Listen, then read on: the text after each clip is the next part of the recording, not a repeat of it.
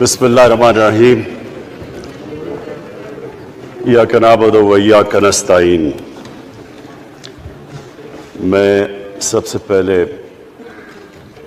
اپنی allied parties, اپنے اتحادیوں کا دل سے شکریہ ادا کرتا ہوں کہ ابھی بھی اور ہر مشکل وقت میں جس طرح آپ میرے ساتھ کھڑے رہے، آپ کا بہت بہت شکریہ۔ میں اپنے پارلیمنٹیرینز، اپنی ٹیم کا، میں آپ کا شکریہ ادا اس طرح کرتا ہوں کہ میں نے جو آپ کی کل شام کو جو آپ کے حالات دیکھے تو مجھے یہ احساس ہوا کہ آپ سب کو بڑے دل سے تکلیف تھی کہ جو ہمارا وہ سینٹ کا یہ ادھر حفیظ شیخ کے الیکشن میں جب ہارے ہیں، تو میں جو آپ سب کو دیکھا تو مجھے بڑا اچھا لگا، مجھے ایک ٹیم آپ میں نظر آئی، اور انشاءاللہ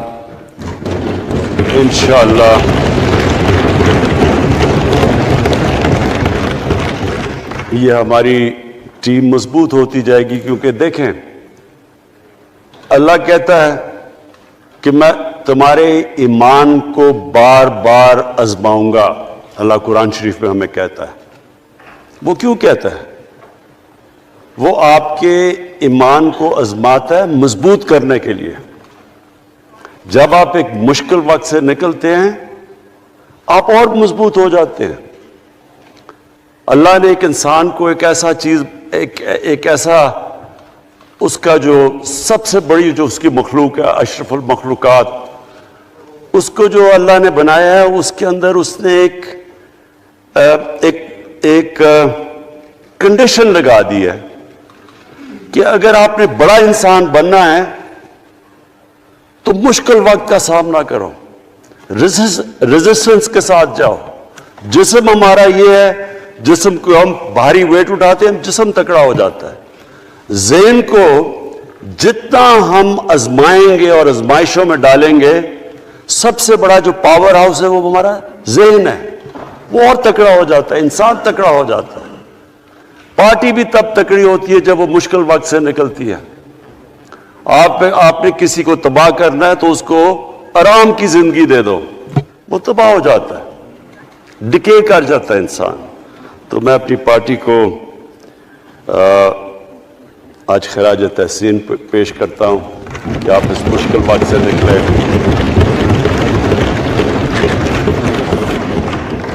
بڑے مجھے انڈیویجول ایم این ایز کا پتہ ہے کہ انہوں نے کتنی کوشش کی یہاں پہنچنے کے لیے، آج اس ووٹ کے لیے، تو میں اور مجھے کئیوں کی طبیعت بھی ٹھیک نہیں تھی، تو میں آپ سب کا آج شکریہ ادا کرتا ہوں۔ آج میں اپنی پارلیمنٹری پارٹی کے ساتھ بھی، اور جو میری عوام آج یہ دیکھ رہی ہے، میں اس کے سامنے جو بات رکھنا چاہتا ہوں وہ یہ کہ دیکھیں، ہمیں یہ کبھی بھولنا نہیں چاہیے کہ یہ پاکستان کیوں بنا تھا۔ وہ ایک انگریزی کا ایک فریز ہے کہ نیشنز وداؤٹ اے ویژن ڈائی۔ قوم کا جب اپنا مقصد اپنے نظریے سے پیچھے ہٹتی ہے مر جاتی ہے قوم۔ قوم کسی مقصد کے لیے بنتی ہے۔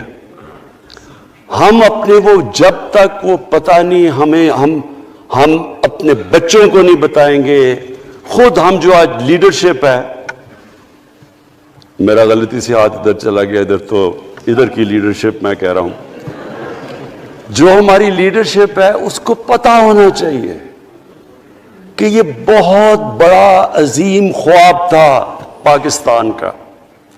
علامہ اقبال کو نہیں پتا تھا کہ اگر پاکستان بنے گا تو آج جس طرح ہمارے 20 کروڑ مسلمان ہندوستان میں رہ جائیں گے، تو وہ تو سارے پاکستان میں نہیں آ سکتے تھے۔ تو علامہ اقبال کا کیا وجہ تھی پاکستان بنا خواب دیکھنے کی؟ ان کی وجہ یہ تھی کہ ہم نے ایک دنیا کو مثال دینی تھی کہ اصل میں ایک ماڈل بنانا تھا کہ اصل میں ایک اسلامی ریاست کیا ہوتی ہے.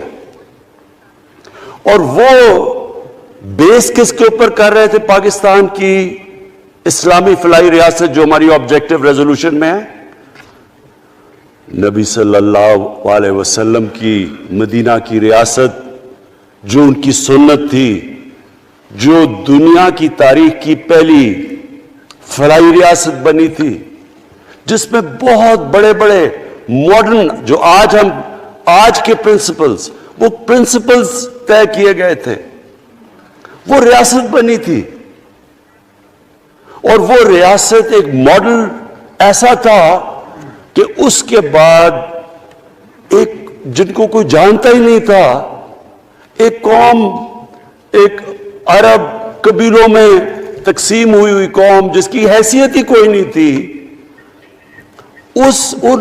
ان اصولوں کے اوپر چلتے ہوئے یہ دنیا کی تاریخ کا معجزہ ہے جو ہوا اس کے بعد.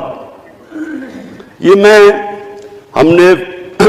میں نے شفقت محمود کو کہا بھی ہے کہ ہمارے بچوں کو ہر سکول، چاہے وہ انگلش میڈیم، چاہے اردو میڈیم، چاہے دینی مدرسے، سب کو 8، 7، 8 اور 9 کلاسز میں باقاعدہ سبجیکٹ پڑھائیں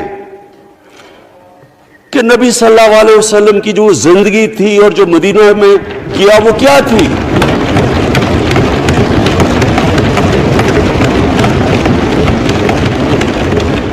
تاکہ ان کو پتہ چلے کہ اس ملک کا مقصد کیا تھا.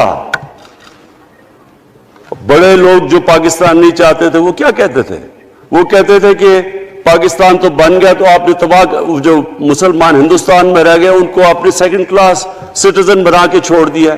آج بیچارے مسلمانوں سے کیا ہو رہا ہے وہاں؟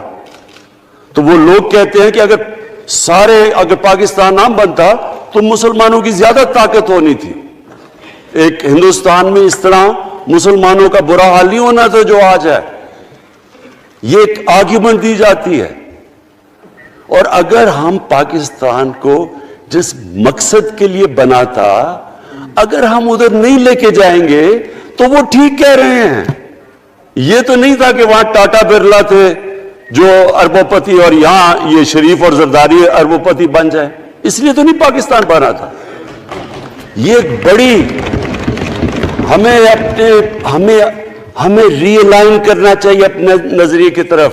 ہمیں اپنا رخ چینج کرنا چاہیے واپس کہ یہ بڑا عظیم خواب تھا پاکستان کا. اور وہ جو تاریخ تھی، وہ جو اصول انہوں نے سیٹ اپ کیے، جن لوگوں کی حیثیت ہی نہیں تھی، یہ تاریخ کا حصہ ہے کہ اس کے بعد انہوں نے دیکھتے دیکھتے 15، 20، 30 سالوں کے اندر دنیا کی امامت کی. صرف امامت ہی نہیں کہ وہ تو منگولیوں نے بھی دنیا بڑی جلدی سے فتح کر لی تھی. چنگیز خان نے بھی بڑی جلدی اس کی فوجوں نے فتح کر لی تھی. 100 سال کے بعد وہ ختم ہو گئے تھے. انہوں نے ایک دنیا کی عظیم سیولائزیشن، جو ٹاپ سائنٹسٹ تھے، سارے دنیا کے ٹاپ سائنسدان، ایک عظیم کلچر. اور سب سے بڑی بات جو میں یہ کہنا چاہتا ہوں، انہوں نے اخلاقیات، ایک مورل سٹینڈرڈ سیٹ کی دنیا میں. جب مسلمان گئے انڈونیشیا اور ملیشیا، وہاں تو کوئی مسلمان کی فوج نہیں گئی، وہاں تو کوئی تلواروں سے نہیں فتح کیا.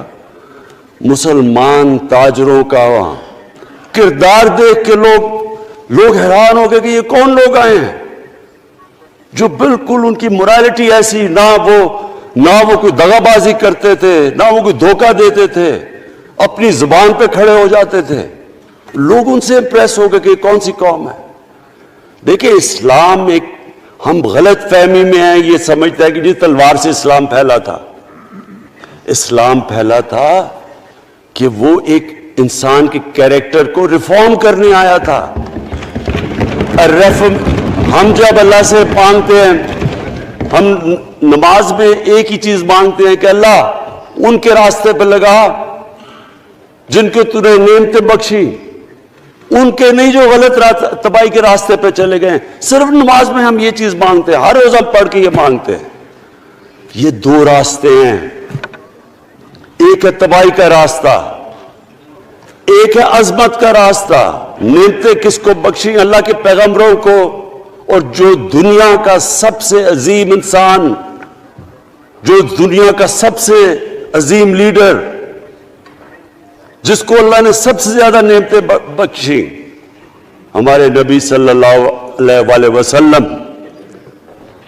نہ کبھی اس طرح کا انسان آیا، نہ کبھی آ سکتا ہے. تو ہمیں راستہ بتایا کہ ایک ان کا راستہ ہے اور ایک دوسرا راستہ ہے، تباہی کا راستہ ہے. اور وہ جو ان کے راستے پہ چلتا گیا وہ ایک عظیم انسان بنتا گیا. ایک کتاب ہے، میں اپنے لوگوں کو ریکمینڈ بھی کرتا ہوں کہ دی عرب کانکویسٹ، وہ پڑھنے والی کتاب ہے. اس پہ بتاتے ہیں کہ جب مسلمان ایک دم دیکھتے دیکھتے دنیا میں پھیل گئے تو کوئی ایک آدمی نہیں تھا. ایک تو بڑے عظیم سپہ سالار تھا خالد بن ولید، لیکن وہ جو بھی بنتا تھا وہ جنرل عظیم بن جاتا تھا. وہ اس کتاب کے اندر لکھی انگریز نے ہے. وہ کہتے ہیں اس کی کوئی ایکسپلینیشن نہیں ہے کہ یہ کیسے ساری دنیا پہ چھا گئے. نہ ان کے پاس کوئی لیٹسٹ ویپنز تھے، ایک طرف رومنز تھے، دوسری طرف پرشینز تھے، وہ تو سپر پاورز تھے، ہتھیار تو ان کے پاس تھے. نہ ان کے پاس ہتھیار، نمبرز میں بھی وہ زیادہ تھے، ان کی فوجیں بھی زیادہ تھیں، لیکن وہ ساری دنیا پہ پھیل گئے اور ایک ایسا سویلائزیشن بنا کہ زیادہ تر تو مسلمان نہیں تھے، وہ بھی ان کو مانتے تھے، کیونکہ ان کی اخلاقیات، ان کا عدل اور انصاف کا نظام، ان کا کیریکٹر، اس کی وجہ سے لوگ آئے ہیں. یہاں جو ہندوستان میں اسلام پھیلا ہے، یہ ہمارے جو بڑے بڑے بزرگ تھے، داتا صاحب، بلے شاہ، نظام الدین اولیاء اور بابا فرید، یہ لوگ تھے. ان کو لوگ دیکھ کے، ان کے کردار سے، ان کے انٹلیکٹ، انسانیت سے لوگ مسلمان ہوئے. تو ہم آج، میں جو یہ سینٹ الیکشن ہوا ہے، میں اپنی قوم کو یہاں، یعنی مجھے شرمندگی ہوتی ہے اسپیکر صاحب کہ ہم وہ کدھر وہ خواب اور کدھر بکرا منڈی بنی ہوئی ہے ایک لوگوں کو خریدنے کے لیے سب کے سامنے.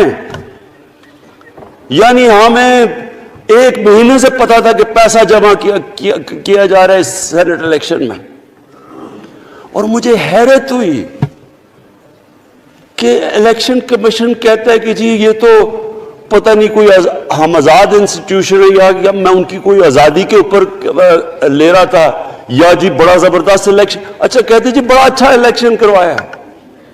یہ مجھے اور اس سے تو مجھے اور صدمہ ہوا ہے کہ اگر یہ الیکشن اچھا آپ نے کروایا ہے تو پتہ نہیں برا الیکشن کیا ہوتا ہے.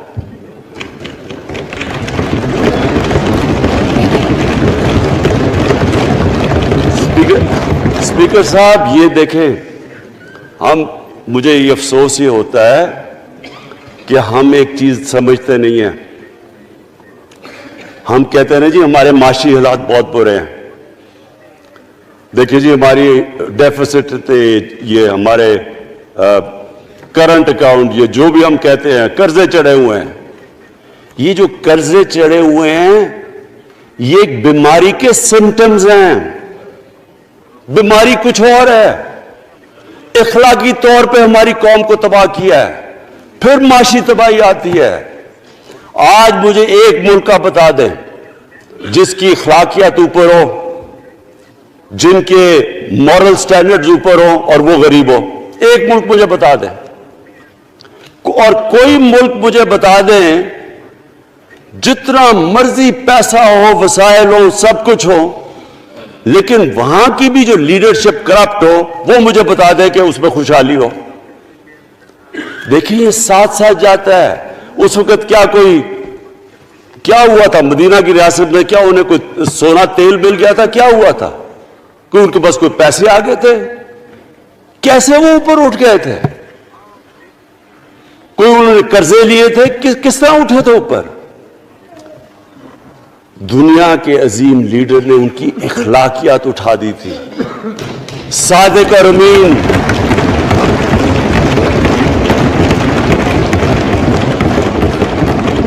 ایک قوم انہوں نے ہمیں بتایا. ہمیں قرآن میں اللہ حکم کرتا ہے کہ ان کی سنت پہ چلو.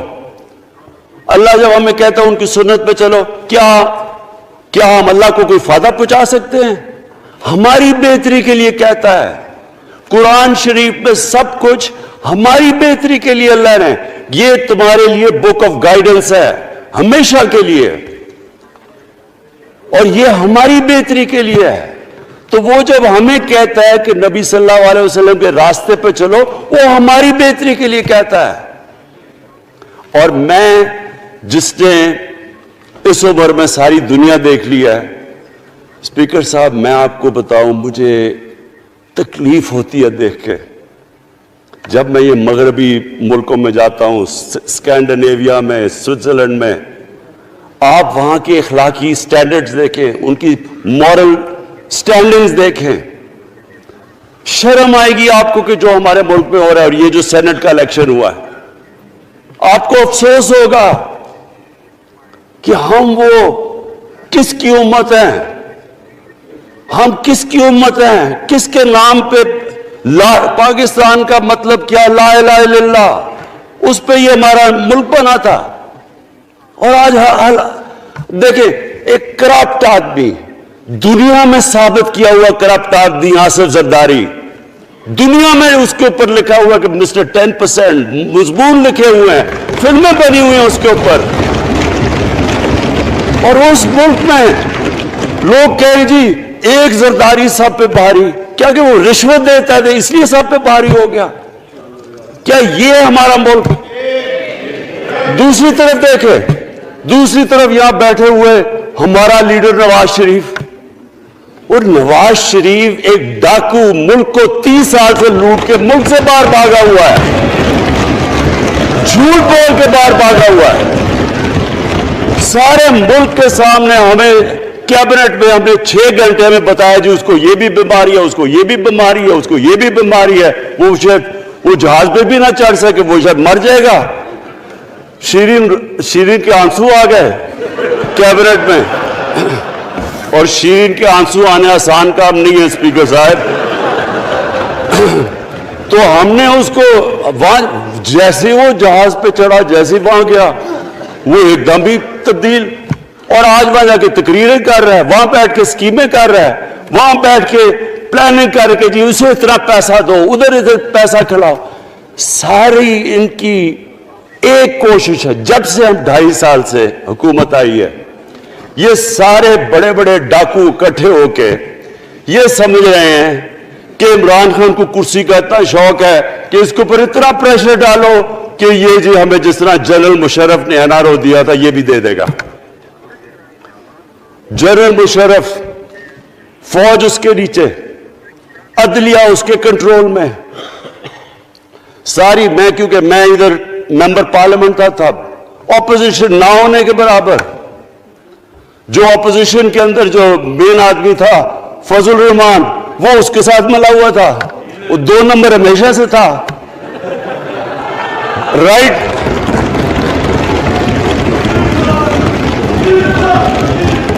اور وہ آدمی جس کے پیچھے امریکہ ان کی جنگ لگا تھا، سب کچھ وہ ان کے پریشر میں آ کے ان دونوں کو این آر او دیا. اور اتنا بڑا اس ملک کے اوپر اس نے جرم کیا ہے. ان دونوں نے آ کے این آر او لے کے دونوں ہاتھوں سے ملک لوٹا. اس کے بعد دونوں نے اس ملک کے اوپر 4 گنا زیادہ قرضہ چڑھایا. اسپیکر صاحب، 6,000 ارب سے ہمارا قرضہ جو ٹوٹل لائبلٹیز 30,000 ارب پہ پہنچا دی. آج ہمارے اوپر کیا مسئلہ ہے؟ ہمیں یہ قرضوں کی قسطیں دیتے ہوئے بیچارے لوگوں کے اوپر بوجھ ڈالنا پڑتا ہے. یہ جو مہنگائی ہے اس کے بعد میں بعد میں بات کرتا ہوں، لیکن میں پہلے یہ بات کمپلیٹ کر لوں کہ دیکھیں اسپیکر صاحب، میں یہ 2.5 سال سے تماشے دیکھ رہا ہوں. یہاں پہلے دن پرائم منسٹر بن کے پرائم منسٹر تقریر کرنے جا رہا ہے، کھڑے ہو کے تقریر نہیں کرنے دی.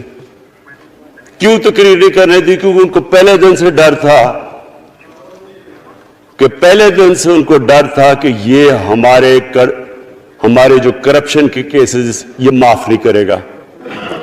کرپشن کے کیسز ہم نے نہیں بنائے تھے اسپیکر صاحب، یہ سارے ان کے دور کے کیسز بنے ہوئے ان کے اوپر. آپس میں تو ان کا مکمکا تھا، اپنا نیب کا چیئرمین آپس میں مل کے کیسز ان کے بند کر رہا ہے. عدلیہ اس وقت کی عدلیہ وہ ان کے ہاتھ میں تھی، ان کو تو مسئلہ ہی کوئی نہیں تھا. وہاں $60 ملین آصف زرداری کا سوئٹزرلینڈ میں پڑا ہوا ہے، وہ جج کہہ رہا ہے کہ واپس لے کے آؤ. وہ یوسف رضا گیلانی جو یہاں سے سینیٹر بنا ہے، وہ پاکستان کا $60 ملین پڑا ہوا ہے سوئٹزرلینڈ میں، وہ جج کہہ رہا ہے کہ واپس لے کے آؤ. وہ کہتے نہیں جی میں نہیں خط لکھتا. بھئی آپ کے باپ کا پیسہ تھا، پاکستانی قوم کا پیسہ تھا، اس کے اوپر وہ ڈسکوالیفائی ہو جاتا ہے. وہ ایسے پھر ہے جس طرح نیلسن منڈیلا کہیں ڈسکوالیفائی ہو گیا. اسپیکر صاحب میں یہ چیزیں آپ کو اس لیے بتا رہا ہوں، میں تو ان کو 30 سال سے جانتا ہوں.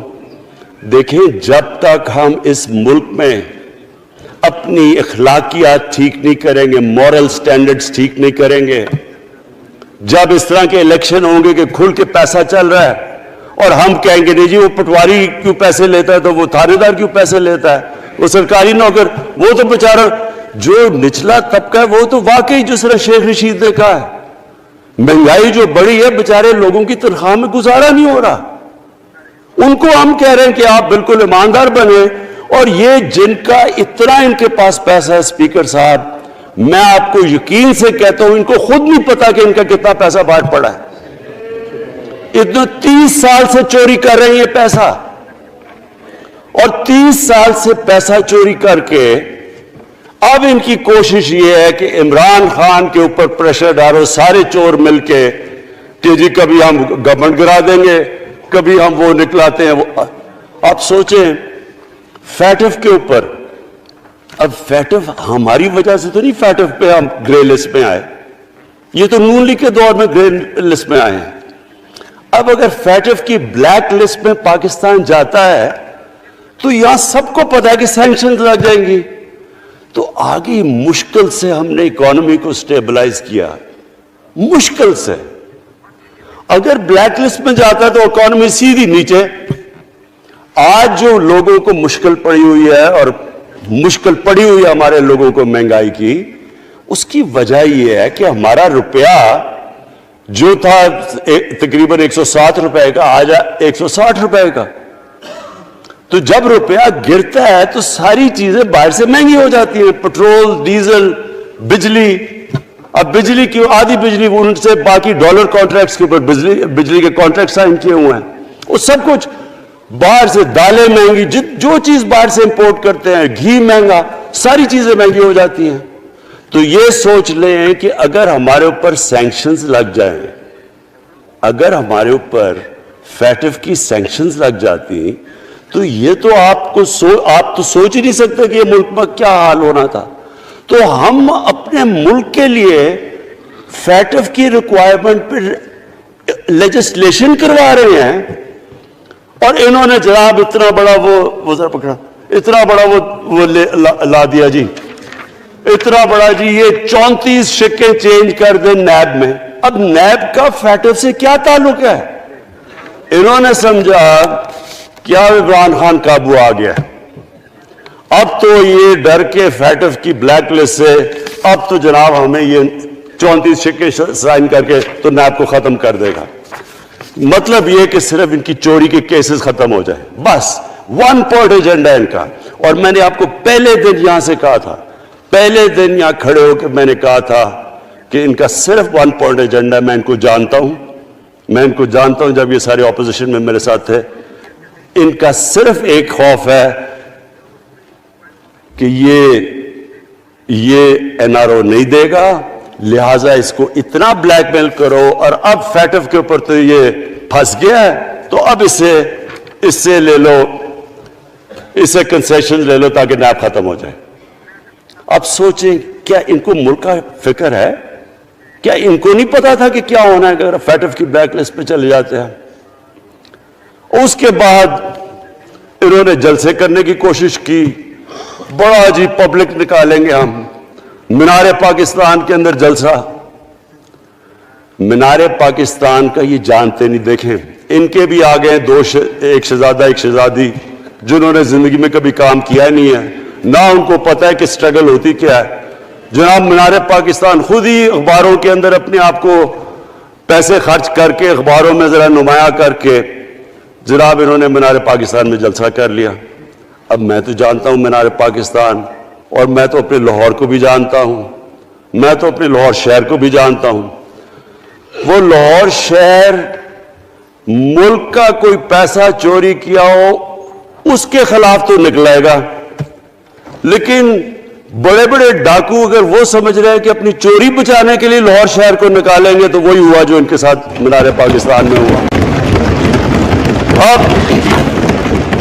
اب آ کے جو اور ڈاکٹر فہمیدہ مرزا نے بڑا اچھا آپ کو ایکسپلین کیا، انہوں نے بتایا کہ یہ کیوں ضروری تھا اوپن بیلٹ۔ انہوں نے بتایا کہ الیکشن کمیشن کی تو ریکوائرمنٹ ہے کہ آنسٹ ہو، فری اور فیئر الیکشن ہو، تو انہوں نے 2008 میں چارٹر آف ڈیموکریسی میں کہا ہوا کہ جی اوپن بیلٹ ہونی چاہیے، دونوں پارٹیز نے۔ اور اس کے بعد ایک دم وہاں سے دونوں سب ادھر سے بھاگ کے اور کہتے نہیں جی خفیہ بیلٹ ہونی چاہیے۔ میں نے تب کہہ دیا کہ خفیہ بیلٹ کا ایک مقصد تھا، سارے مل کے کوشش کریں گے کہ حفیظ شیخ کو ہرائیں، اور وہ جو آدمی جیتا ہے پاکستان کا کرپٹ ترین آدمی۔ میں ایک چیز آپ کو آج کہتا ہوں، یوسف رضا کے آپ صرف ایسٹس دیکھ لیں، پرائم منسٹر بننے سے پہلے تھے اور اس کے بعد کیا ایسٹس ہے، بس ایک چیز دیکھ لیں، کوئی آپ کو کچھ کرنے کی ضرورت نہیں ہے، آپ کو پتا چلے گا انہوں نے اس نے کیا کیا اپنے زمانے میں۔ تو اس کو لا کے یہاں بٹھا کے تو جناب انہوں نے سارا پیسہ لگا کے، اور ہمیں سب پتا تھا کیا ہو رہا ہے، اور اس کو جا کے جناب انہوں نے ہروا دیا حفیظ شیخ کو۔ اب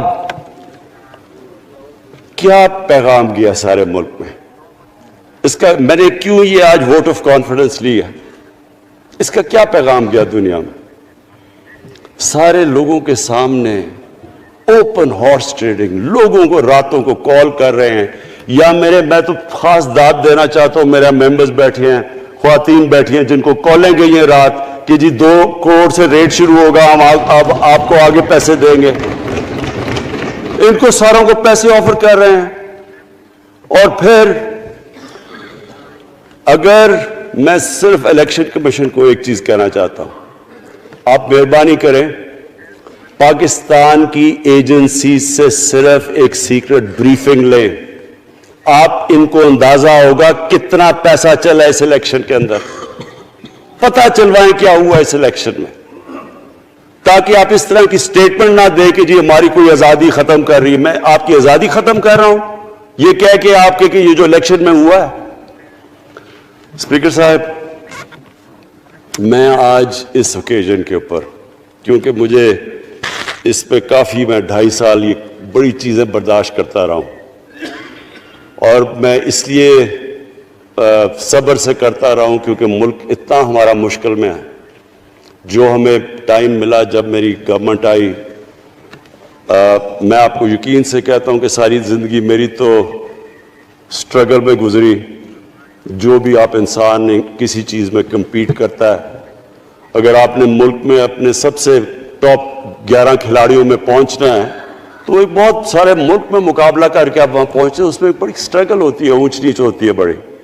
اور پھر اگر آپ کو دنیا کے لیول پہ آپ کو اپنا، اگر آپ نے آپ کو منوانا ہے اس کی اور ایک سٹرگل ہوتی ہے. اور میری اس سے زیادہ بڑی سٹرگل تھی کہ ایک آدمی جا کے ہاسپٹل بنانے کی کوشش کرے, اور وہ بھی کینسر ہاسپٹل. تو ایک وہ بہت بڑی سٹرگل تھی. پھر پالیٹکس میں لمبی سٹرگل رہی ہے. اکیلا تھوڑا سے لوگوں کے ساتھ شروع ہوا تھا, اور سٹرگل کر کے 14-15 سال تو مذاق اڑتا تھا میرا, سارے ہنستے تھے جب نام سنتے تھے میرا. تو ایک سٹرگل کر کے یہاں پہنچا ہوں. جو یہ 2.5 سال میں اسپیکر صاحب میں نے سٹرگل کی ہے, یہ میری زندگی کی سب سے مشکل سٹرگل تھی. اور کیوں مشکل تھی؟ کیونکہ جو یہ 10 سال میں اس کو ڈیکیڈ آف ڈارکنس کہتا ہوں, ایک ایک انہوں نے ادارہ تباہ کیا. صرف 10 سال پہلے اداروں کے حال دیکھ لیں, کوئی ادارہ اٹھا لیں, پی آئی لے لیں, ریلوے لیں, سٹیل مل 8 ارب روپے کا پروفٹ لے کے بیٹھی ہوئی تھی. 8 ارب روپیہ سٹیل مل میں پروفٹ تھا جب تک کہ زرداری نے ہاتھ نہیں مارا اس کو. اپنا وہ ریاض لال جی فرنٹ مین رکھ کے ہمارے سامنے, میرے پاس آئے لوگ چیمبر والے, انہوں نے کہا جی یہ سٹیل مل سستی بلٹس اس کو بھیجا, اس کے تھرو پیسے دے رہا ہے. وہ سٹیل مل آج بند پڑی ہے. ایک ایک ادارہ انہوں نے تباہ کیا, بھرتیاں کی لوگوں کی. وہ ادارے اتنے بڑے بڑے ہو گئے ہیں کہ وہاں پینشنز ہی اتنی آ گئی ہے کہ کچھ بچتا نہیں ہے سیلریز اور پینشن کے بعد کے ادارے کو ٹھیک کر سکے. ایک ایک ادارہ تباہ کیا. ملک کا سب سے بڑا جو کرنٹ اکاؤنٹ ڈیفیسٹ, جس کے اوپر سارا پریشر پڑتا ہے, اگر آپ کا کرنٹ اکاؤنٹ یعنی کہ ڈالر زیادہ ملک سے باہر جا رہے ہیں اور کم اندر آ رہے ہیں, تو پریشر روپے پہ پڑتا ہے, وہ گر جاتا ہے. تو وہ میں آپ کو بتا, جب روپیہ گرتا ہے تو غربت پھیل جاتی ہے ملک میں. تو سب سے بڑا current account deficit, fiscal deficits جو کہ آپ کی آمدنی اور خرچے, وہ بڑا ڈیفیسٹ. سارے ادارے خسارے میں. پاور کانٹریکٹس جو انہوں نے سائن کیے اسپیکر صاحب, یہ عمر ایوب آپ کو بتائے گا, وہ یعنی ایسے لگ رہا تھا کہ کسی دشمن نے آ کے ایک ملک کو نقصان پہنچانے کے لیے پاور کانٹریکٹ سائن کیے. ان کے اندر وہی پاور پروجیکٹس آپ کہیں اور دیکھ لیں, کسی اور ملک میں, بلکہ اپنے ملک میں دیکھ لیں, اور وہ دیکھیں کہ انہوں نے کس پیسے بنائے, وہ کس پیسے پہ. گیس کا کانٹریکٹ سائن کیا ہم نے آ کے اسی ملک سے 30% کم پیسے پہ گیس کا کانٹریکٹ سائن کیا, ان کا ہی کانٹریکٹ چینج کیا. ساری گورنمنٹ جب اوپر سے پرائم منسٹر لگا ہوا پیسے بنانے, پرائم منسٹر ایک نوکری کر رہا ہے کس کے لیے, ایک دبئی کی کمپنی کے لیے. کبھی دنیا میں سنا ہے اس طرح؟ کبھی یہ مذاق سنا ہے جی کہ ملک کا پرائم منسٹر کسی دنیا کو دبئی کی کمپنی کے اندر نوکری کر رہا ہے؟ ادھر سے یہاں ڈیفنس منسٹر, ان کا فورن منسٹر, وہ دبئی کی کمپنی سے نوکری کر رہا ہے. اور وہ ایک انٹیریئر منسٹر, وہ کوئی سنا ہے سنتری بنا ہوا تھا کسی سعودی عربیہ کی کمپنی میں, مجھے نہیں پتا. کبھی یہ سنا ہے یہ ملک سے, کسی ملک سے ایسا مذاق ہوا ہے؟ یہ سارے طریقے تھے اس ملک سے پیسہ منی لانڈر کر کے باہر لے جانا. آج مجھے یہ بتائیں, میں یہ جو سارے ہماری اپوزیشن ہے, میں ان سے سوچتا ہوں, میں کئی دفعہ ان کی شکلیں دیکھ کے پوچھتا ہوں ان سے کہ کیا آپ واقعی سمجھتے ہیں کہ آپ دونوں کے لیڈر ایماندار ہیں؟ کیا یہ واقعی سمجھتے ہیں کہ ان کی جو یہ دولتیں بڑی ہیں یہ ایمانداری سے بنی ہیں؟ یعنی کیا ان کو کوئی ملکی فکر نہیں ہے کہ یہاں کا پیسہ, کیا ان کے بیٹے ہیں؟ میں مجھے یہ بتائیں, 3 دفعہ ملک کا پرائم منسٹر, اس کے دونوں بیٹے باہر بیٹھے ہوئے ہیں. میں لندن کو جانتا ہوں اسپیکر صاحب, وہ اربوں روپے کی پراپرٹی ہے. وہاں کے بڑے بڑے رئیس ان ایریاز میں نہیں رہ سکتے جدھر ان کے 2 بیٹے رہ رہے ہیں. ملک سے بھاگ گئے جی, ہم پاکستانی شہری نہیں ہیں. کیوں پاکستانی شہری نہیں؟ کیوں یہاں بتا ہی نہیں سکتے کہ وہ پیسہ کدھر سے آیا جو انہوں نے اتنی بڑی پراپرٹیز لی ہوئی ہیں. اور یہ کچھ نہیں ہے جو انہوں نے بینامی پراپرٹیز لی ہوئی ہیں. کسی کو اندازہ ہی نہیں ہے ان کا کتنا پیسہ باہر پڑا ہے. زرداری کے پاس کیا تھا پہلے؟ اس کی جو بار پراپرٹیز ہے. تو کیا ان لوگوں کو نہیں پتا کہ اس ملک کا پیسہ چوری کر کے یہ باہر لے کے جا رہے ہیں اور یہ پھر بھی ان کی سپورٹ کر رہے ہیں؟ اور یہ جو سینٹ کا الیکشن، کیا انہیں نہیں پتا کہ بڑا جی عقل مند پولیٹیشین ہے زرداری، لوگوں کو رشوت دے کے ان کو خرید رہا ہے؟ ساری قوم کے سامنے یہ ہو رہا ہے. میں یہ صرف آخر میں یہ کہنا چاہتا ہوں اس ایشو کو ختم کرتے ہوئے کہ دیکھیں اسپیکر صاحب، کوئی ملک آگے نہیں بڑھ سکتا ایسے. میں اکیلا عمران خان کو کرپشن کر کے کرپشن نہیں ٹھیک کر سکتا. میں عدلیہ کو کیا، کیسز تو عدلیہ میں یا نیب کے اندر ہے، میرا تو ان کے اوپر کوئی کنٹرول نہیں ہے. میں آج پاکستان کی عدلیہ کو اور نیب کو، جو آپ کو میری گورنمنٹ سے مدد چاہیے کنوکشنز کرنے کے لیے، ساری چیزیں ایک طرف، یہ اس ملک کا سب سے بڑا مسئلہ ہے. جب تک آپ لوگوں کو سزا ہی نہیں دیں گے،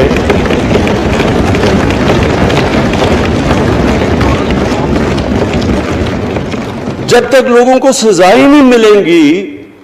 دیکھیں جی، کسی معاشرے میں جب سزا اور جزا ہی نہیں ہے، صرف غریب آدمی جیل میں جائے، طاقتور جلسے کرنے شروع ہو جائے کہ جی مجھے این آر او دو، وہ نیب کے عدالت سے نکلتے ہیں، پھول پھینک رہے ہیں ان کے اوپر.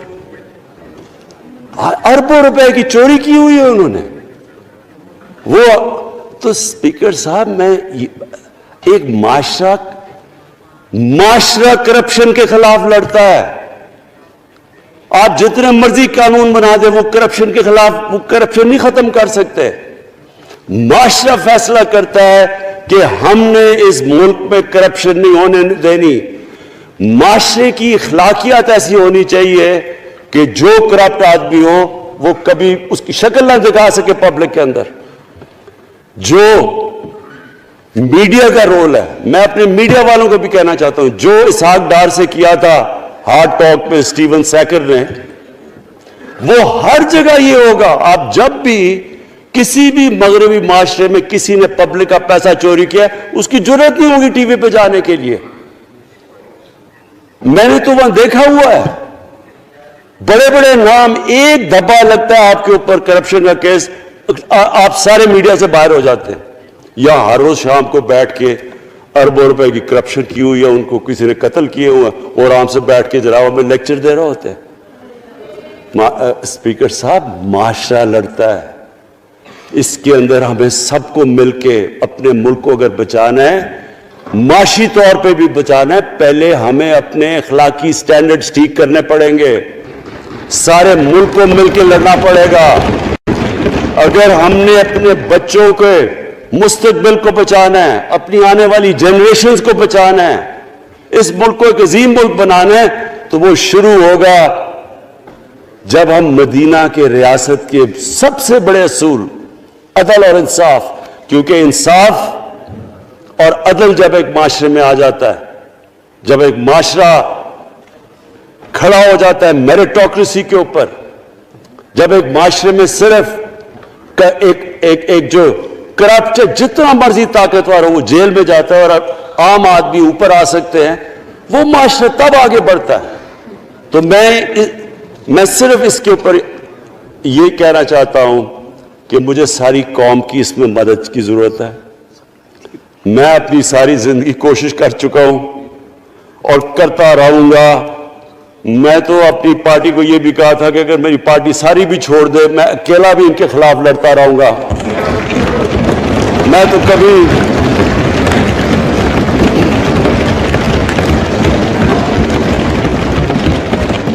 اسپیکر صاحب آخری گیند تک لڑنے والا کیپٹن تھا، آخری گیند تک لڑوں گا، وہ تو کبھی میں ہار مانوں گا نہیں. لیکن یہ وقت آ گیا ہے کہ ملک کو اپنے آپ کو بچانا ہے، آنے والی جنریشنز کو ہم نے بچانا ہے. ہم تب تک نہیں کر سکتے انفارچونیٹلی جب تک ہم سب مل کے فیصلہ کریں کہ یہ جو اوپر بیٹھے ہوئے ہیں جنہوں نے 30 سال سے ملک کو چوری کر رہے ہیں، ان کو ہم بجائے وہ صحافی جا کے کہہ رہے ہیں جی ہائی کورٹ کے اندر کی جی اس کو تقریر کرنی دینی ہے. وہ نیلسن منڈیلا جو باہر بیٹھا وہ تقریر کرنا چاہیے جی. پتہ نہیں عوام کو سننا چاہیے کہ وہ یہاں سے بھاگا کیسے, اس کے پیسے کیسے. یعنی کہ میں حیران ہو گیا تب. اور اب اسپیکر صاحب میں صرف مختصر بات کر دوں آگے کی. دیکھیں پاکستان ایک مشکل وقت سے نکل کے اب ہم ایک سٹیبل اور آگے بڑھنے کے سٹیج پہ آ گئے. ہماری اللہ کا شکر ہے. جو سب سے مشکل چیز ہوتی ہے کرنٹ اکاؤنٹ, بڑی دیر 17 سال کے بعد 5 مہینے پاکستان کا جو کرنٹ اکاؤنٹ ہے وہ سرپلس پہ چلا گیا. یعنی ہمارے جتنے ملک میں ڈالرز آ رہے ہیں اور جتنے باہر جا رہے ہیں, اللہ کا کرم ہے زیادہ ڈالرز آ رہے ہیں. ہمارا روپیہ خود ہی, ہم پیسے نہیں لگا رہے اس کو, خود روپیہ اسٹرینتھ گین کر رہا ہے. یہ بڑا امپورٹنٹ ٹائم ہے کہ اس وقت, اور یہ اس کے باوجود کہ اس ملک میں کرونا ہوا, ساری دنیا کی اکانومیز کرونا میں بری طرح متاثر ہوئی, اس کے باوجود اوپر والے کے کرم خاص طور پہ.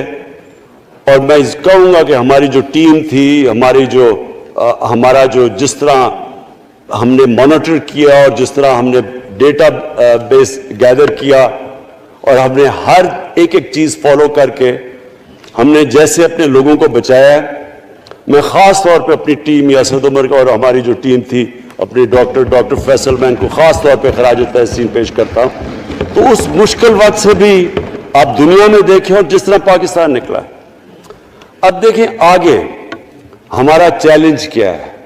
ہمارا چیلنج یہ ہے کہ ہم اپنی جو ایکسپورٹس ہیں ان کو بڑھائیں, کیونکہ صرف گروتھ ایک ہی طرح ہوتی ہے, ایکسپورٹ لیڈ. اللہ کا شکر ہے کہ بیرون ملک پاکستانیوں نے ریکارڈ پیسہ پاکستان بھیجا ہے جو کہ ہمارے ملک میں آیا ہے ریمیٹنسز کے. اب ہم نے انویسٹمنٹ کے اوپر لگے ہوئے ہیں. اس وقت سب سے زیادہ کمپنیز رجسٹر ہوئی ہیں SECP میں. اس کا مطلب کہ نئی انویسٹمنٹ پاکستان میں آنے والی ہے, لوگ تیار ہو گئے انویسٹ کرنے کے لیے. ہمارا صرف مسئلہ اسپیکر صاحب ایک ہے بجلی کا. یہ بڑا مسئلہ ہے. کانٹریکٹ مہنگے سائن کیے ہوئے, جس بجلی جو کانٹریکٹ سائن کیے ہوئے ہیں اس کو جس پہ وہ بجلی پروڈیوس ہو رہی ہے, بدقسمتی سے وہ اگر بجلی کی قیمت بڑھاتے ہیں تو لوگ آگے ہی اور مشکلوں میں پڑے ہوئے ہیں. بجلی کی وجہ سے سب چیزیں مہنگی ہو جاتی ہیں. نہیں بڑھاتے تو قرضے, وہ جو گردشی قرضے ہیں وہ بڑھتے جا رہے ہیں. ہمارا ایک یہ چیلنج ہے, اس کے اوپر صرف اپنی قوم کو بتانا چاہتا ہوں کہ باقاعدہ ہم ہر طریقہ سوچ رہے ہیں کہ ہم نے اس میں سے کیسے ہم نے اپنے لوگوں کے اوپر بوجھ کم کرنا ہے. ایک تو میں اپنی ٹیم کو یہ بھی کامیابی دیتا ہوں کہ بڑی دیر اور مشکلوں سے IPPs کے ساتھ ہم نے نئے کانٹریکٹ سائن کیا جس کے اندر بہت پاکستان کا پیسہ بھی بچے گا اور جو آگے جا کے قرضہ بڑھنا تھا وہ نہیں بڑھے گا. جو میرے اوپر سب سے زیادہ پریشر ہے اس وقت اسپیکر صاحب وہ ہے مہنگائی کا. مہنگائی میں نے آپ کو بتا بھی دیا کہ مسئلہ ایک جب آپ کی روپیہ گرتا ہے تو جب چیزیں مہنگی ہو جاتی ہیں ایک وہ ہے.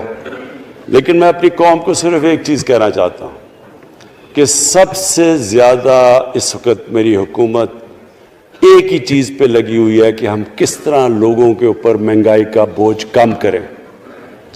اس کے لیے ہم بڑی بڑی چیزیں آپ کے سامنے لے کے آئیں گے آنے والے دنوں میں, جس پہ کوشش یہ ہے کہ ہم اپنے ملک میں جو سارا نچلا طبقہ ہے ان کو سبسڈائز کریں, اپنے احساس پروگرام کے ذریعے ان کو ڈائریکٹلی ہم فنڈ کریں.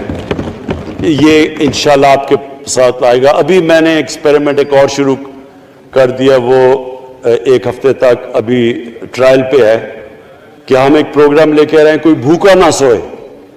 ہم نے خاص کچنز بنائے ہیں, ایریاز چوز کیے ہیں جدھر سب سے زیادہ بھوک ہے, تاکہ ہم کم از کم جب تک ہماری ملک اٹھتا ہے اوپر, ہم کم از کم ان تک کھانا پہنچائیں کہ ہمارے ملک میں کوئی بھوکا نہ سوئے. اور یہ پوری میں کیمپین شروع کرنے لگا ہوں.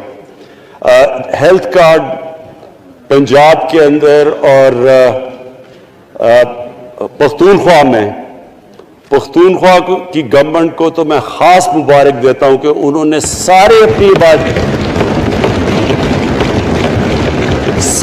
اپنے پختونخوا کے لوگوں نے خاندانوں کو کور کر لیا ہیلتھ انشورنس سے. یہ بڑے بڑے امیر ملکوں میں بھی ایسا نہیں ہوتا کہ ہر ایک خاندان کے پاس 10 لاکھ روپے کی انشورنس ہوگی, کسی بھی ہسپتال میں جا کے اپنا علاج کروا سکیں. میں خاص طور پہ محمود خان اور آپ کی کیبنٹ کو مبارک دیتا ہوں. پنجاب کیونکہ بہت بڑا ہے, انہوں نے بھی فیصلہ کر لیا ہے. عثمان بزدار آپ کی اور آپ کی ٹیم کو میں خاص مبارک دیتا ہوں کہ اس سال کے اینڈ تک وہ سارے پنجاب کے اندر ہیلتھ کارڈ پہنچا دیں گے. یہ ایک عام آدمی کے لیے سب سے بڑی, کم از کم جیسے جیسے ہم اپنے ملک کو اٹھا رہے ہیں تو کم از کم ہم لوگوں کی بنیادی ضروریات پوری کریں. اور جو کسان ہیں جی, کسانوں کے لیے ایک بڑا زبردست پروگرام لے کے آ رہے ہیں. اس کے اوپر بھی ہمیں بڑا برین سٹارمنگ کی ہے کہ کیسے ہم کسان کی مدد کر سکتے ہیں. پرابلم تو ہمارے پاس یہ ہے نا کہ جتنا ہم پیسہ اکٹھا کرتے ہیں آدھا پیسہ قرضوں کی قسطوں پہ چلا جاتا ہے, تو پیسہ کم بچتا ہے. لیکن ہم نے فیصلہ کیا کسانوں کے اوپر ہم خاص زور دینے لگے ہیں تاکہ وہ بعد میں بات کروں گا. تو 2 چیزیں اور جی. دیکھیں, میں قوم سمجھتی ہے نا کہ اب ہم کیسے یہ جو قرضے ہمارے اوپر چڑھے ہوئے ہیں ان سے کیسے نکلنا ہے. اس سے صرف ایک ہی طریقہ نکلنے کا کہ ہم اپنے ملک میں دولت کے اندر اضافہ کریں, ویلتھ کریشن کریں. اس کے لیے ہم کیا کرنے جا رہے ہیں؟ اس کے لیے ہم نے میگا پروجیکٹس بنائے ہوئے ہیں. ایک ہے راوی سٹی لاہور, دوسرا اس وقت ایک والٹن کے اوپر ایک ہم بزنس سینٹر بنانے لگے ہیں لاہور کا, وہ بہت میگا پروجیکٹ ہے. اور پھر تیسرا جو ہے ایک جزیرہ بنڈل آئلینڈ کراچی سے تھوڑے 1-2 کلومیٹر کے فاصلے پہ. ان سے یہ کیوں کرنے جا رہے ہیں؟ میں صرف لوگ سمجھے کہ کیوں. ایک تو یہ ہمارے شہر پھیلتے جا رہے ہیں, جتنا شہر پھیلتا جائے گا نہ آپ ان کو سیوریج دے سکتے ہیں, نہ پانی دے سکتے ہیں, نہ صفائی کر سکتے ہیں. تو جو دنیا کے ماڈرن سٹیز ہیں وہ اوپر جاتے ہیں, یعنی وہ بلڈنگ اوپر جاتی ہے, بجائے اگر آپ پھیلتے جائیں تو مشکل ہو جاتا ہے سرو کرنا. تو ایک تو ماڈرن سٹیز پہلی دفعہ بنا رہے ہیں پاکستان میں اسلام آباد کے بعد. ایک وہ راوی سٹی, وہ بہت ضروری ہے. اس سے لاہور کا جو پانی نیچے جاتا جا رہا ہے وہ ہم وہاں بیراج بنا کے پانی اس کا بچانے لگے ہیں. اور دوسرا ماحولیات کے لیے وہاں ہم بہت بڑے پیمانے پہ اربن فارسٹ اور درخت اگانے لگے ہیں, کیونکہ وہاں لاہور میں بہت بڑا پرابلم ہے اس کا.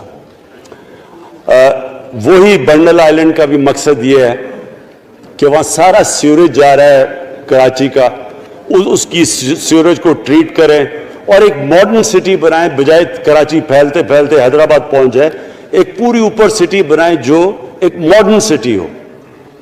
تو لیکن اس کا اصل مقصد یہ ہے کہ اس سے پیسہ جنریٹ ہوگا, اربوں کھربوں روپیہ ہم جنریٹ کریں گے, اور اس پیسے سے ہم پھر یہ قرضے واپس کریں گے.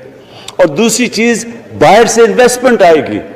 بیرون ملک پاکستانی جو سب سے بڑا ملک کا احساس ہے, وہ باہر آ کے وہ ان کے اندر انویسٹ کرنے کے لیے تیار ہے, ان بڑے بڑے پروجیکٹس کے اندر. اور جیسے فورن ایکسچینج آئے گا ہمارے ریزروز بڑے ہوں گے, ہمارا روپیہ سٹیبل ہوگا, اور اس سے جو ویلتھ کریشن ہوگی اس سے ہم پھر اپنے قرضے واپس کریں گے. اس کے علاوہ 50 سال کے بعد 2 بڑی ڈیمز بن رہی ہیں. پاکستان کی تاریخ میں صرف 2 بڑی ڈیمز تھیں, اب یہ 2 اور بادشاہ ڈیم اور مومن ڈیم بنا رہے ہیں. لیکن مجھے جو آخر میں بات کہنی ہے اسپیکر صاحب وہ یہ کہ پاکستان کو آگے بڑھنے سے کوئی نہیں روک سکتا انشاءاللہ. ہمارا ملک, ہمارے ملک میں کیونکہ میں شاید ہی لوگ اتنا اپنے ملک کو انہوں نے اس طرح دیکھا ہے جیسے میں نے سارا ملک پھیرا ہوا ہوں. اللہ نے ہر قسم کی نعمت دی ہے. اس ملک میں جو پوٹینشل ہے شاید ہی کسی ملک میں ہے. اس کا جو لوکیشن ہے جیو اسٹریٹجک وہ بھی شاید ہی کسی ملک کے پاس ہے. 12 موسم اللہ نے دیے ہوئے ہیں, یہاں اوپر سے لے کے نیچے تک کچھ بھی اگا سکتے ہیں. زرخیز زمین ہے جس کو ہم صحیح طرح استعمال نہیں کر پا رہے کیونکہ ہماری ساری پروڈکٹیوٹی بڑی کم ہے, ٹیکنیکس بڑی پرانی ہیں. چائنا کے ساتھ مل کے اس طرف بھی ہم جا رہے ہیں کہ اپنی پروڈکٹیوٹی بڑھانے کے لیے. اس ملک کے اندر سب سے بڑی چیز ایک نوجوان آبادی ہے, اور آگے جو ایک جو جسے کہتے ہیں کہ اگلی جو ریولوشن, 4th انڈسٹریل ریولوشن کے بعد یہ جو ٹیکنالوجی کی ریولوشن آ رہی ہے, اس میں ہمارے پاس ایک ینگ آبادی ہے اور اس کے اوپر اب ہم پورا زور لگائیں گے.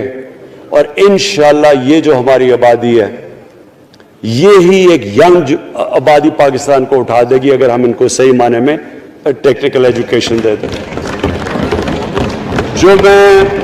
جو میں الیکشن کمیشن کیونکہ بڑے ناراض ہو گئے تھے کہ میں نے کہا وہ الیکشن کے اوپر میرے کامنٹس تھے, میں ان کو یہ کہہ دوں کہ ہم نے یہ فیصلہ کیا ہے الیکٹرل ریفارمز کا. ہم اب ٹیکنالوجی کے اوپر وہ جو EVM مشینز ہیں, الیکٹرانک مشینز لے کے آئیں گے.